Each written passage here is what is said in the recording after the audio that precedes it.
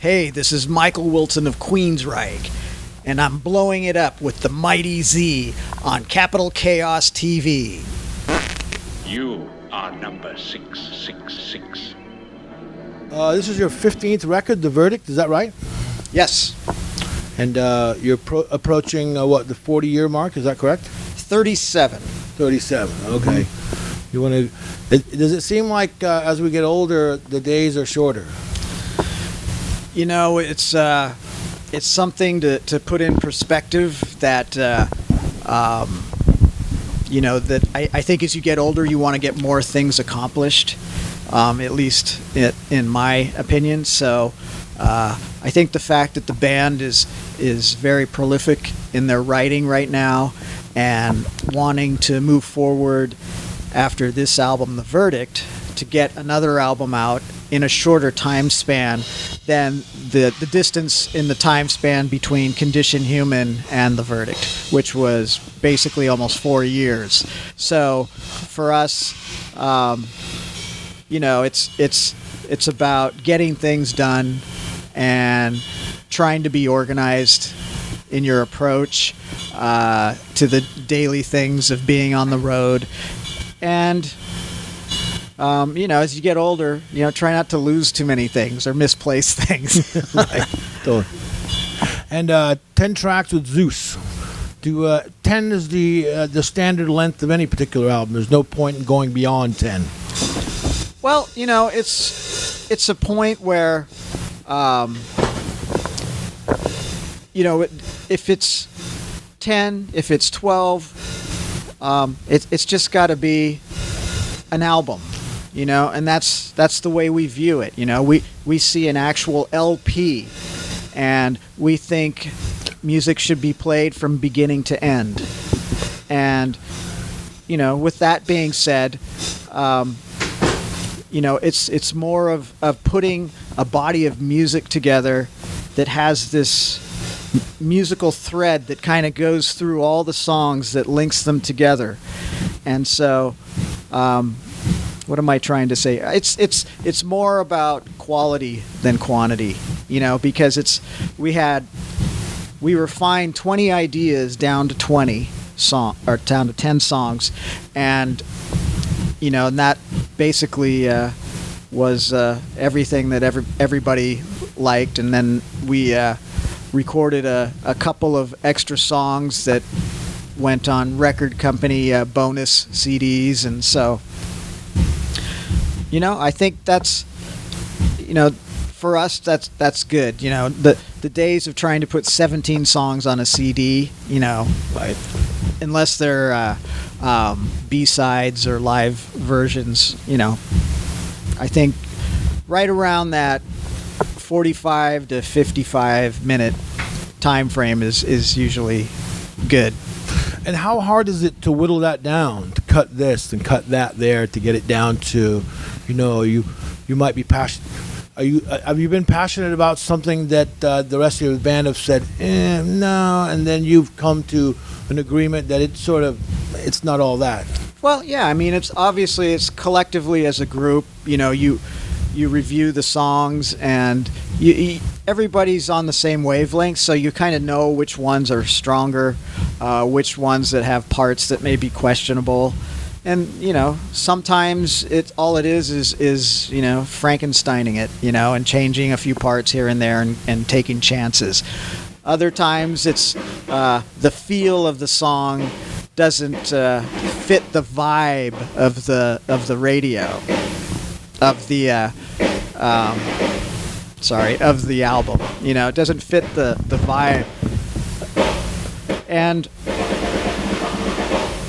and I've had that in the past. I've had a song that has been in my archives for 15 years that is on this album. It's called Inside Out, and it finally fit this album. And that, in case, is what I'm trying to explain, is that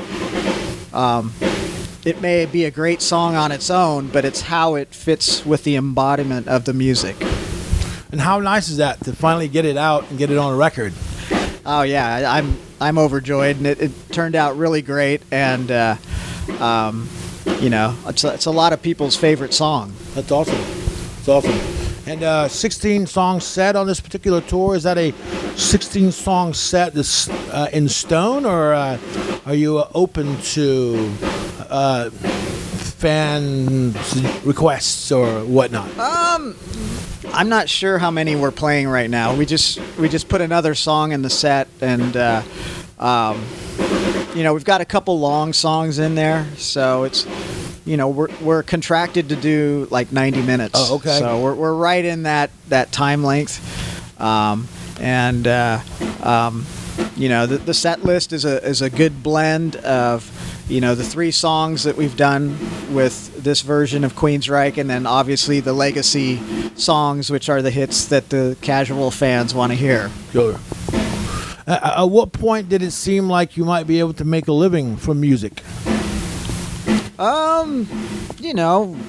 When we started, I think I was 19 years old, so I really wasn't thinking about is it going to Sure. make a living, but things happened, and we took advantage of the opportunities, and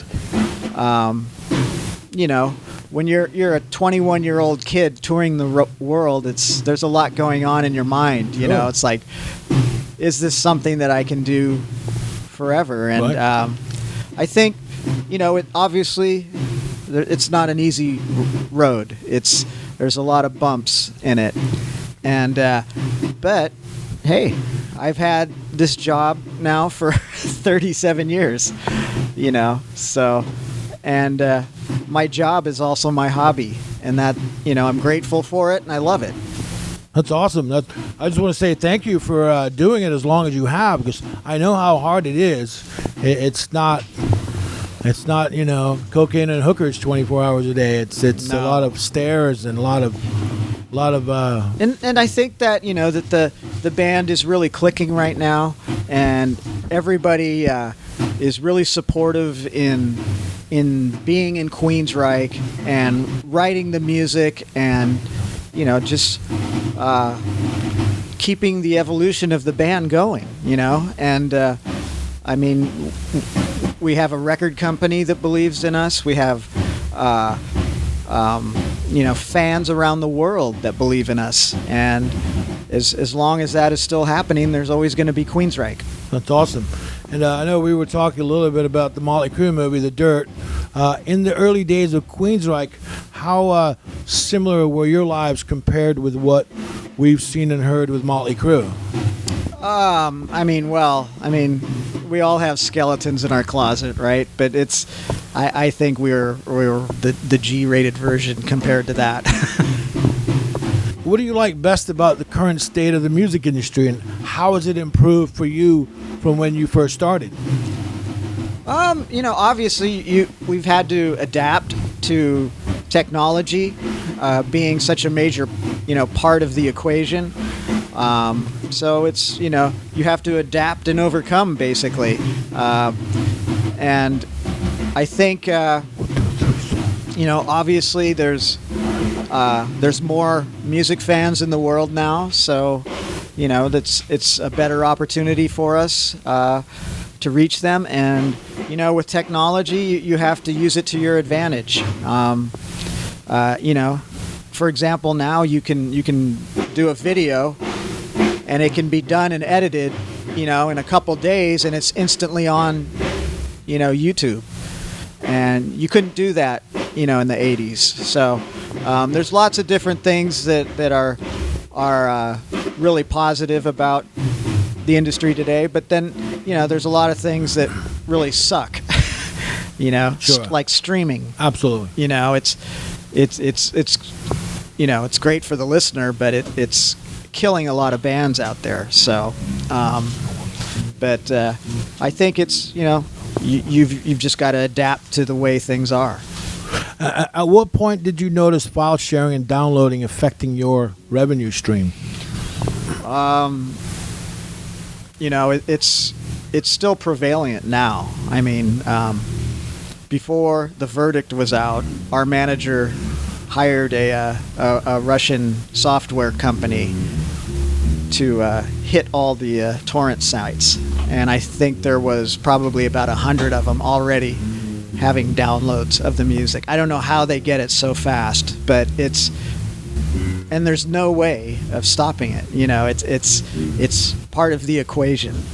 And yes, it hurts bands. It hurts sales, and the way things are perceived as successful these days.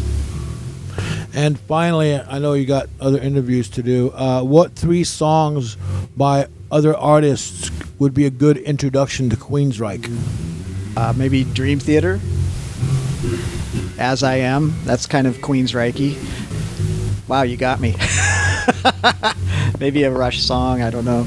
I don't know. Queensryche is so unique to itself. We're a band that hasn't tried to follow trends, and we've always believed in our music as we view it, and I think that's part of the success why we've been around for so long, and it's the fact that